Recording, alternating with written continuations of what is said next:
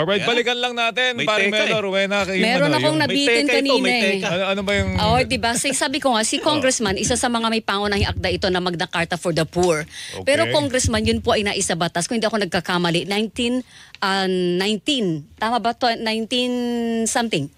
2019. 2019, I'm sorry, 2019. And sa tagal na nung panahon na yon, Hindi mo ba ang itatanong sa akin ang self-rated poverty ngayon ay 57%. Ginugol para magawa lang yung batas na yon? O gaano katagal? Kailangan malaman ninyo yun. Gaano katagal at gaano kamahal? 15 taon.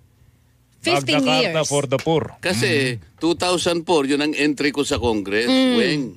Yun ang unang Melo, takbo mo sa Joel. Congress. Pero ito ang tanong, sir. Sa ngayon, ang self-rated poverty ay nasa 57%. May Magna Carta for the Poor tayo.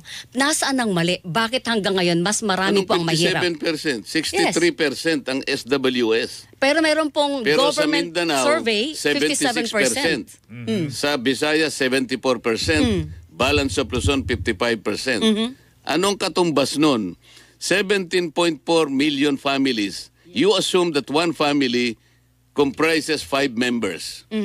That's about 87 million Filipinos claiming that they are poor. Yes. That's 75% of your total population of something like 116 million now. 75% of your people are claiming that they are self-poor. Hindi ka mababahala dyan. Pagkatapos puro impeachment na lang iniisip. Saan ang problema? Kaya nga, nasaan ang problema natin? Hindi natututukan talaga, malalaking problema. Yung presyo ng, sinabi ko na kanina yung presyo ng kamatis. Dapat yung Quadcom, ito yung tingnan. Hindi ba? Gumawa ka ng Quadcom, pinalaki mo, pinakamakapangyarihan sa buong kasaysayan ng legislature. Pagkatapos ang gagawin mo pala, manguusig ka lang pala ng tao. Pero, bakit hindi mo usigin? Kung paano nangyayari, tumataas ang presyo ng bilihin, lalo na yung pagkain. Ba't di natin ibaba ang kuryente? Meron kayong hiwalay na Quinta Committee para doon sa mga produkto ng pagkain. Nako. At saka singilin sa public utilities. Nako, naniniwala ka naman. Gawin mo na sigurong, ano yung pinakamalaki? Gawin mo na 10 siguro. Ano yung kinta-kinta na yan? Hindi ako naniniwala. Pero siguro, ano ba nilalaman nung Magna Carta for the Poor? At paano makatutulong sa mga mahihirap natin mga kababayan yan? Umangat naman ng kanilang buhay. At kulang pa ba? Pag naging senador kayo, kailangan ba dagdagan pa yan o ayusin pa yan? Congressman? Sabi ko nga sa inyo, ang weakest link kasi yung oversight. Dapat yun ang tutukan. Yung pagpapatupad po ng batas, doon tayo mag-concentrate. Marami po tayong magagandang batas. Katulad po ng Magna Carta, ginugol po namin dyan, kasama ko dyan, 15 taon bago na ipasa. Ngayon po kaya hindi maisulong-sulong. Isipin po nyo, IRR lang, hindi magawa-gawa. Nakagawa ang ng IRR. Ito pananagutan po ng mga ahensya ng gobyerno na tinadhana doon sa batas. Kung di ako nagkakamali, ang NEDA kasama yung DSWD, gawin ka agad ang IRR para maipatupad ang batas na yon. Nung gumawa, wala pong sunset provision. Anong ibig pong sabihin nun? Hindi naman kasi kinakailangang manatiling mahirap yung tao eh. At some point in his life, dapat makagraduate siya doon. Ako naniniwala, walang tao na gusto niya na palagi na lang siyang inaayudahan sa habang buhay niya. Gusto niya yung pamilya niya dumating sa punto na maiwanan, makakalas siya doon sa panikalan ng kahirapan. Pero yan po wala ba'y laman ng Magna Carta for the Poor? Laman yan ng Magna Carta for the Poor? Ang Magna Carta of the Poor, meron siyang 5 karapatan na para sa mahihirap. Una yung karapatan niya sa pagkain, karapatan sa gamot, karapatan sa pabahay, karapatan sa edukasyon, at karapatan sa hanap buhay. Yung 5 basic na karapatan ng mahirap. Karapatan sa murang bigas. Paring Joel. Oo nga, yung bigas murang tayo. bigas. Alam mo ba yung kaya nagtagal? Sabi ko, lagyan nga natin ng konting ngipin kasi merong provision doon. Halimbawa, merong lumapit na isang mahirap, marginalized. Kahit anong opisina kasi kaya niyang lapitan. Pumunta halimbawa sa mayor. Mayor, pwede po ba kung makahingi po ng wala lang po kami talaga itong araw na ito, gipit na gay. Kailangan gumawa ka po ng paraan kahit ano yon. Kasi pumunta sa iyo eh. Hindi mo pwedeng tanggihan. hindi mo siya pwedeng tanggihan. Kaya naglagay ako ng ano doon na hindi ka pwedeng tumanggi. Gumawa ka ng paraan kahit paano maibsan. Maring hindi mo lahat maibigay nga, pero wag siyang uuwi nang hindi lang siya nabigyan ng kahit ano. Akalain mo nagdebate pa kami ron. Sabi niya, Dante, napakahirap ng isip-isipin mo naman. Tayo ngayon ang gigisain, tayo ngayon ang ilalagay. Isip-isipin mo, magkaroon tayong pananagutan. Nakalagay naman dyan pagkatapos ng masusing pag-imbestiga na hindi mo man lang hinarap yung tao, talagang mananagot ka. Ayaw nilang magkaroon ng pananagutan eh. Doon kami nagtagal eh. Okay. In short, hindi dapat dinidedma yung lumalapit na mahihirap. Alright. Yung hinahingi lang siya ng konting gamot, gumawa kayo ng paraan. Yung karapatan sa pagkain. Bigas na yun ang problema. Yung problema lalo natin na sa yun. bigas. So, paano ba natin mapapababa ang presyo ng bigas immediately? Congressman, kasi marami nagsasabi, ganito dapat gawin. Kaya lang mga long-term po yun eh. Medyo Immediate matagal. kasi mahirap yun eh. Yung immediate kasi, palliative lang yun. Ang nangyari kasi, importation. Pero tingnan mo naman, inalis na sa NHA ang pag-i-import. NFA, sir. NFA ang pag-i-import. Binigay na lang dun sa, importer. Kaya lang ang importer, nandiyan na yung mga sindikato. So kung minsan mag-i-import sila, yung itatago nila. Kailangan talaga na bantayan mo eh. Oo, may batas tayo dyan, Congressman, yung Anti-Agricultural Smuggling Act. Economic sabotage na raw, sir, Economic yun. Pag sabotage yun. nag-smuggle ka, nag-profiteering ka. May kulang pa ba ron? O kailangan pag kayo'y nahalal sa Senado, may gagawin kayo doon? Alam mo yung mga ganun, palliative sila lahat yun eh. Ang importante kasi, ma-restructure natin ang ating agriculture. Oo. Hindi naman lahat ng ating mga probinsya sa ating bansa ay kailangan tamnan mo ng palay. Pwede mo namang kwentahin. Alam mo kung ilang kabanmelo ang kinakain na bigas ng isang Pilipino sa isang taon. Kwentahin mo lang eh. 1.25 kabans per year.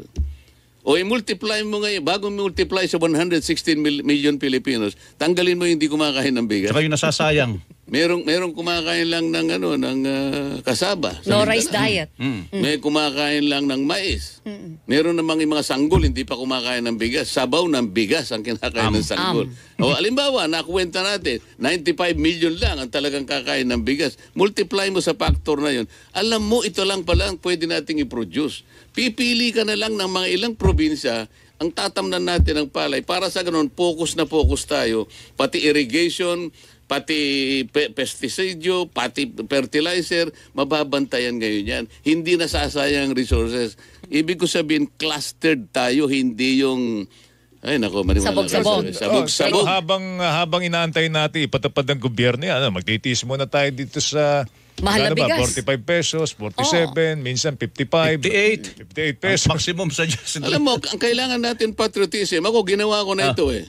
Ginawa ko na ito nung sumikat yung presyo ng bigas. Sinabi ko yung mga kaibigan ko, marami na marong kaibigan talagang katulad ni Melo, na mayayaman talaga. Sabi ko, pwede tayo mag-eksperimento, sabi ko. Tinipon ko sila, mga lima yon na talagang may kaya sa buhay. Pumunta tayo sa isang barangay, tayo nang bumili ng palay. Palay pa lang. O sige, kanya, mag-eksperimento tayo. Nagtanong ako sa NFA, at that time, ang buying price ng palay ay 19 pesos. Okay? Sabi ko, dagdagan natin ng 3 pesos. Ito na yung magmumula sa private sector. So, magiging 22. So, at that time, masaya yung farmer kasi 19 lang bibili ng NFA. Kami bumili, 22 pesos, dagdag ng 3 piso. Okay? Nakabili ka. Isang barangay ito. Kami kako magpapakiskis. Alam mo yung kiskisan, Melo, Joel? Baka kako hindi nyo kabisado yung Alam namin. Kabisado namin. Laking probinsya kami. Yes. laking probinsya. Ngayon, kami magpapakiskis. Sabi ko doon sa may-ari ng kiskisan, pare, para makatipid naman kami sa pambayad sa'yo, kasi ito, ano lang namin ito, patriotism ito. Pwede bang ilibre mo na sa amin to, pero yung darak sa'yo na, yung binlid sa'yo na. Kinuwenta ngayon ng kiskisan. Okay. Akalain mong break-even lang, naibenta namin ng 35 pesos dinurado.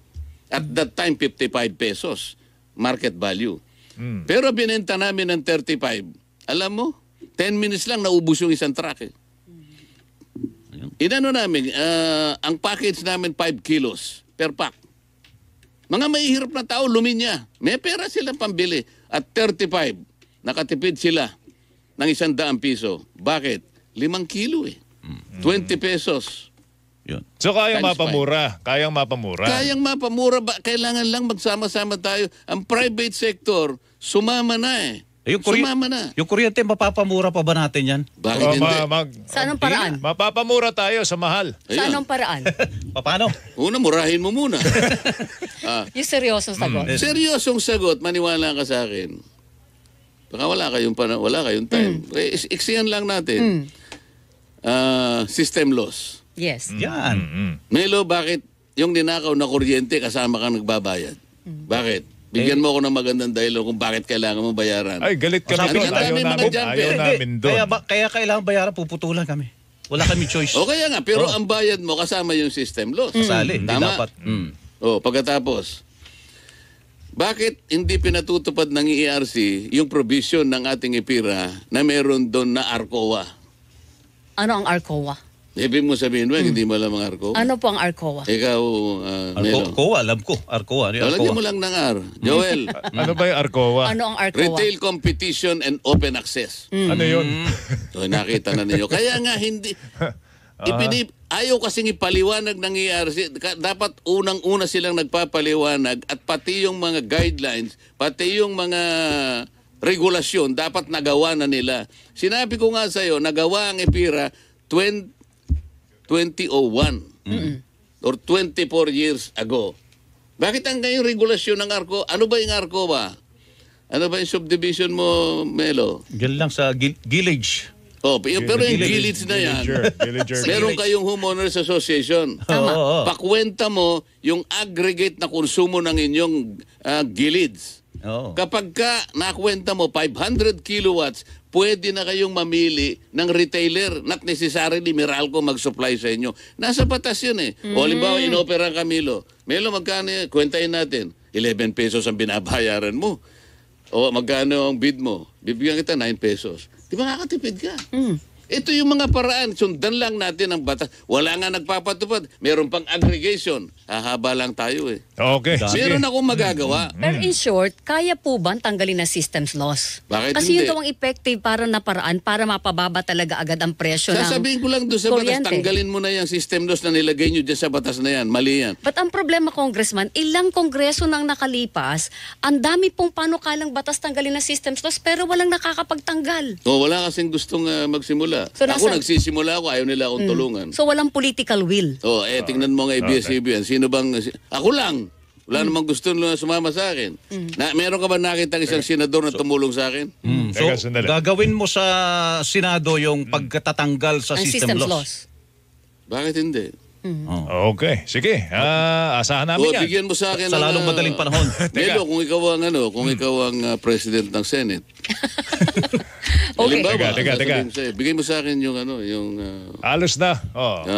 Committee on Energy. Mamimili kayo, hihiling kayo ng komite na ganun. Bakit? Hindi ko Oo. kayang hingin? Halos sa lahat na. Sino ba yung dating yung dalawang naging walang banggitan. Walang banggitan. Walang Hindi, banggitan na sinasabi ko, pangalan. Sino ba yung naging chairman ng Energy sa Senate? Sige. Sino? Sasaliksikin natin yan. Pero na-cover na natin halos lahat. Na-cover natin ang pagkain. Na-cover na natin ang kuryente. Petrolyo pa. Ano pang hindi nyo Petrolyo, na-cover? meron pa. Tapos, yung issue ng kalusugan, gusto kong balikan natin yun kasi isa sa mga problema ng mga Pilipino ngayon, yung pagpapagamot. Mamaya, pagbalik natin. Sa ating pagbabalik, Oo. yan ang ating tatalakayin Mahaba yan with Congressman Rodante Marcoleta, mga kapuso. Ang Ikaw na Ba? The Senatorial Interviews ay magbabalik sa ilang sandali. Ang oras po natin, alas 8:41. Sabay! Ikaw na ba? The Senatorial Interviews.